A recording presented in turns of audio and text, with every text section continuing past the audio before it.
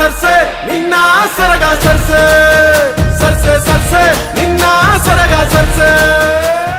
ಒಂದು ಸಿನಿಮಾ ಹಾಡಿಗೆ ಕೇಂದ್ರ ಸರ್ಕಾರವೇ ಎಂಟ್ರಿ ಕೊಟ್ಟಿದೆಯಾ? ಹೌದು.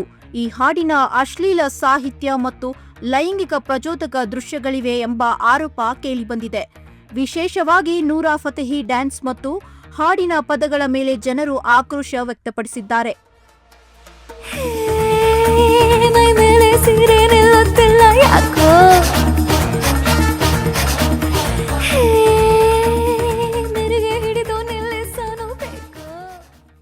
ಈ ಹಿನ್ನೆಲೆಯಲ್ಲಿ ಕೇಂದ್ರ ಮಾಹಿತಿ ಮತ್ತು ಪ್ರಸಾರ ಸಚಿವಾಲಯವು ಸೆನ್ಸಾರ್ ಮಂಡಳಿಗೆ ಖಡಕ್ ಸೂಚನೆ ನೀಡಿದೆ. ಸರ್ಕಾರದ ಸೂಚನೆ ಪ್ರಕಾರ ದೂರುಗಳು ಸತ್ಯವಾಗಿದ್ದರೆ ತಕ್ಷಣ ಈ ಹಾಡನ್ನು ಯೂಟ್ಯೂಬ್ ಸೇರಿದಂತೆ ಎಲ್ಲ ಡಿಜಿಟಲ್ ಪ್ಲಾಟ್ಫಾರ್ಮ್ಗಳಿಂದ ತೆಗೆದುಹಾಕಬೇಕೆಂದು ಹೇಳಿದ್ರು.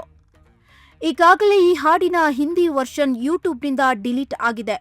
ಇದರ ಜೊತೆಗೆ ಮಹಿಳಾ ಆಯೋಗ ಮತ್ತು ಮಾನವ ಹಕ್ಕುಗಳ ಆಯೋಗವೂ ಕೂಡ ನೋಟಿಸ್ ನೀಡಿವೆ. ಇದಕ್ಕೆ ಮತ್ತೊಂದು ಟ್ವಿಸ್ಟ್ ಏನಂದ್ರೆ, ಹಾಡಿನ ಹಿಂದಿ ಸಾಹಿತ್ಯಕ್ಕೆ ಹೆಸರು ಬಂದಿರುವ ರಕೀಬ್ ಆಲಂ ಈಗ ಸ್ಪಷ್ಟನೆ ನೀಡಿದ್ದಾರೆ. ನಾನು ಈ ಹಾಡು ಬರೀಲೇ ಇಲ್ಲ, ಕನ್ನಡ ಸಾಹಿತ್ಯವನ್ನು ಕೇವಲ ಅನುವಾದ ಮಾಡಿದೆ ಎಂದು ಹೇಳಿದ್ದಾರೆ.